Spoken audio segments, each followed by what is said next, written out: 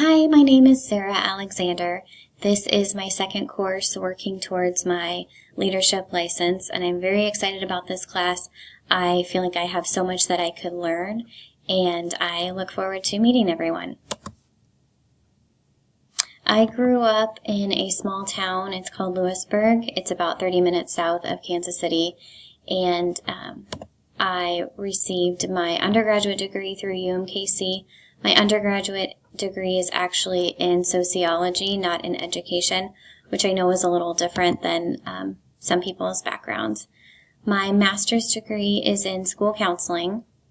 I recently moved back to Lewisburg with my husband. His name is Brian, and our dog named Dexter. I am currently a school counselor working in the Blue Valley School District. And on a daily basis, I'm working with all of the students in our building. I go into the classrooms and work on social emotional learning and development, and I also meet with students individually. And I also work very closely with parents. And it's through my experience here as a school counselor that has kind of encouraged me to pursue a leadership license. Prior to being in the Blue Valley schools, I worked in a small private school. It's called Brookridge Day School, and it is a private elementary school from preschool until third grade. I taught preschool for 3 years while working towards my master's degree, and after that I moved to Kansas City, Kansas Public Schools and was a school counselor there for 4 years. And last year was my very first year in Blue Valley, so this is my second year in Blue Valley. I feel that my experience has been very widespread as far as I've worked in both urban and suburban communities, both in low-income and high-income families. In Kansas City, my school was a Title I school, and we also had a very high percentage of our families on free and reduced lunches.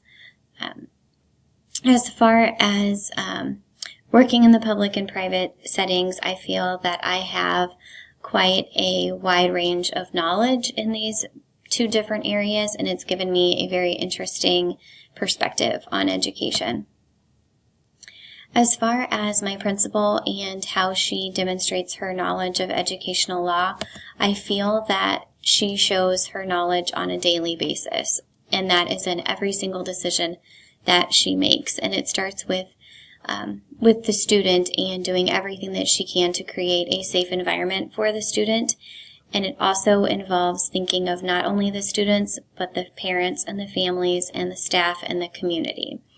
And another way that she demonstrates her knowledge is through our SIT meetings. She attends every SIT meeting. She makes sure that we are abiding by everything that we legally need to do in those meetings. In the IEP meetings, she is aware of who needs to be there. She's very aware of the special education process. She's able to explain that to parents. She knows to be aware of the different IEP minutes. She also is or demonstrates knowledge of attendance policies and truancy, also homeless information related to McKinney-Vento. She's also aware of the NEA requirements, and again, she is constantly implementing our safety procedures. My current knowledge of educational law is very minimal. I am the school's coordinator for Section 504s, so I am a part of every 504 team. I'm the case manager, making sure that those 504 plans are being implemented. So I do feel I am knowledgeable on those 504 requirements and the laws behind them. I have minimal information and knowledge related to the IDEA. I do sit in on some IEP meetings as the LEA rep when my principal administrator is not available. But I do feel this is an area I'd like to learn more about. I'm also very knowledgeable on mandated reporter information and then also suicide prevention as far as the Jason Flatt Act and the requirements behind that. The ways that I'm going to gain knowledge will be staying aware of current news and events and taking courses such as this one, collaborating with professionals, and having professional memberships. But I look forward to this class and getting to meet you all.